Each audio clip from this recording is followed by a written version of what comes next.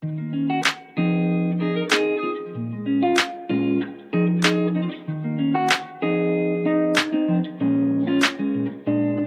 vídeo de hoje nós vamos conversar um pouco sobre um assunto de suma importância para quem é assembleiano ou pentecostal, mesmo que não seja da Igreja Evangélica Assembleia de Deus. E nós vamos aprender o que de fato é ser pentecostal. Basta crer na atualidade dos dons? Quem crer na atualidade dos dons, mas não no batismo com o Espírito Santo, com a evidência inicial do falar em outras línguas, pode ser tido como pentecostal? Acreditar no batismo com o Espírito Santo, mas sem necessariamente ou especificamente ter o falar em outras línguas como evidência deste batismo, é ser pentecostal? Na primeira lição será apresentado o tema A Pessoa do Espírito Santo.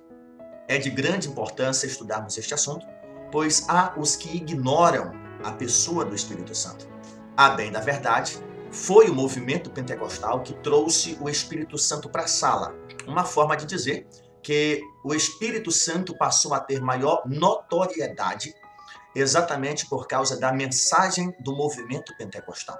Na própria história da igreja, nos primeiros concílios, que resultaram nos primeiros credos, a pessoa do Espírito Santo era apenas crida, não havia controvérsias, mas também não havia ainda uma definição concreta, uma fórmula doutrinária do que a igreja professava ser o Espírito Santo.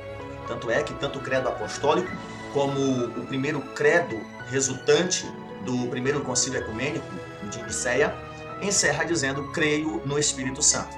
Depois é que há a necessidade de se formular um conteúdo mais extenso para especificar o que de fato a igreja cristã cria sobre o Espírito Santo. Ainda hoje existem pessoas que questionam se o Espírito Santo é Deus tanto quanto Pai e tanto quanto Filho. Se ele deve ser adorado assim como o Pai e como o Filho.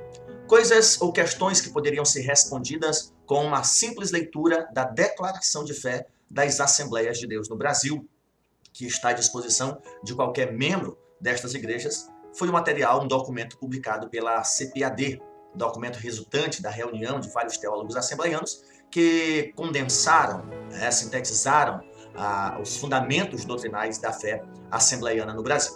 Então, a leitura de um bom livro te fará ter a resposta para estas perguntas. Cristãos protestantes como somos, nós entendemos que a Bíblia Sagrada é a revelação de Deus, escrita ou registro da revelação de Deus à humanidade. Então, para que não caiamos em deduções, nossa fonte primária é a Bíblia Sagrada. Na revelação do Espírito Santo, na ação do Espírito Santo, a ação do Espírito Santo não é algo restrito ao Novo Testamento, pós-Pentecostes, mas nós encontramos a ação do Espírito Santo em todo o Antigo Testamento, desde Gênesis 1 e 2 até o Pentecostes, quando a sua ação aflora ainda mais.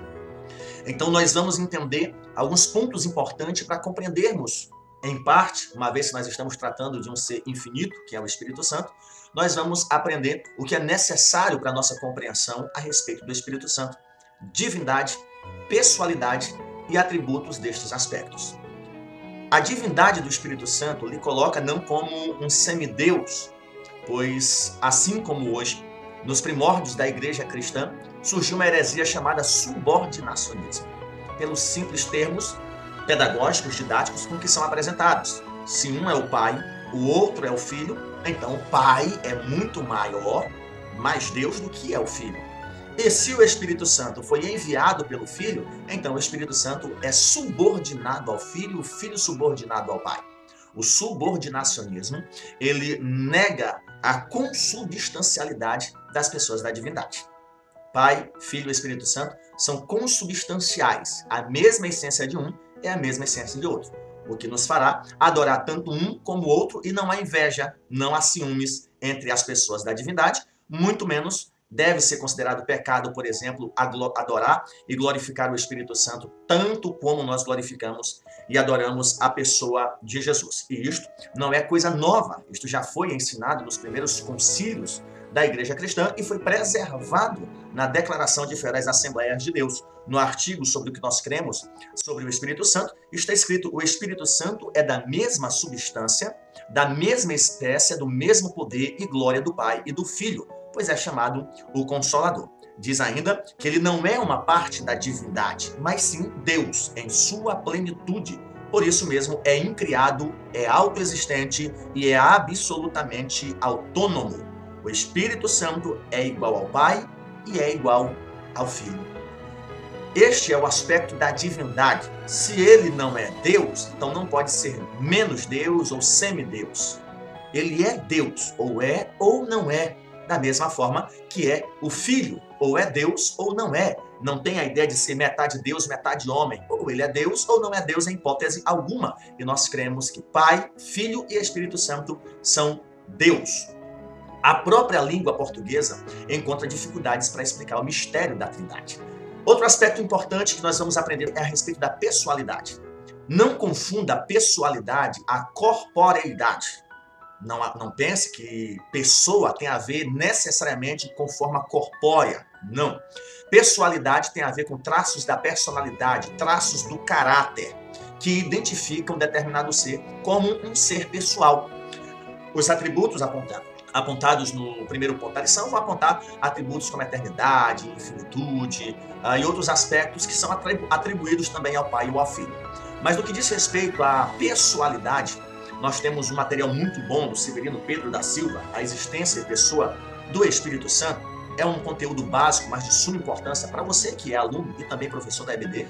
Os pronomes utilizados para o Espírito Santo, os artigos definidos, o Espírito Santo, ele é um ser pessoal porque tem nomes, ele é um ser pessoal porque tem atitudes, porque pensa, porque fala, ele é um ser pessoal porque tem características de personalidade, então ele não é um ser inanimado, como ensinam muitos, ele não é um atributo divino, como muitos o consideram, ele é uma pessoa divina, tanto quanto é o Pai, como é o Filho. Isto vai ser abordado com mais precisão, embora alguns professores e principalmente alunos terão dificuldades no segundo ponto, quando trata de um termo um tanto esquisito chamado pericorese, que nada mais é do que esta ação das pessoas da divindade uma na outra, o que nos permitirá entender que de fato o Espírito Santo pode e deve ser adorado tanto quanto o Pai como quanto ao Filho, e isto não vai resultar em nenhum problema, nem em quem adora, muito menos um atrito entre as pessoas da divindade. A pericorese nada mais é do que a habitação das pessoas da Trindade, uma na outra. Cada pessoa está nas outras e cada uma se dá às duas outras. De fato, você terá dificuldade de compreender isto na primeira aula, porque eu acredito que você, que talvez não tenha um estudo formal em teologia, terá dificuldade, a não ser que você seja um autodidata, um leitor e saiba buscar fontes. Isso não é discriminando a tua competência, mas porque são termos que vêm para facilitar a nossa compreensão, mas nós estamos falando de um mistério. Nós não estamos falando de seres limitados, de seres criados. Nós estamos falando de seres autoexistentes. Nós estamos falando de seres transcendentes que estão além da capacidade humana. Então, nós temos aí esta compreensão básica da pericorese, que é a ação de uma pessoa da Trindade na outra. E o papel do Espírito Santo, que glorifica a Cristo. E o último ponto vai tratar sobre o Espírito Santo e a sua ação no mundo, tomando como ponto de partida Gênesis 1 e 2, a sua ação no mundo, a sua ação especial na vida do salvo.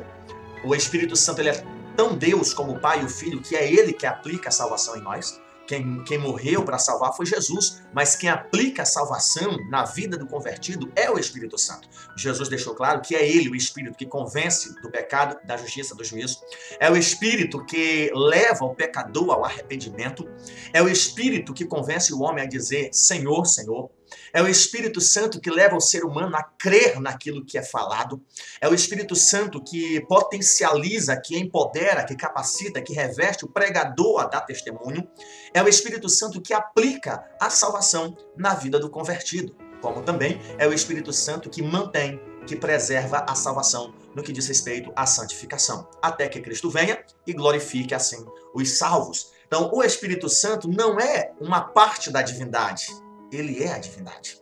O Espírito Santo não deve ser colocado como os subordinacionistas, e eu tenho particularmente essa dificuldade de adotar o termo a terceira pessoa da Trindade, embora isto não diminua a primeira, segunda, terceira pessoa da Trindade, e isto eu tomei de um teólogo reformado, Louis Berkhof, no seu livro Manual ou História das Doutrinas Cristãs. Ele fala da dificuldade de caracterizar a primeira, segunda, terceira pessoa da Trindade, embora seja uma ordem didática que favorece a nossa transmissão, o ensino, mas é exatamente termos assim que levam pessoas a compreender. Bom, se há o primeiro precisa descansar para que o segundo entre em cena, como se fosse uma diretoria na divindade.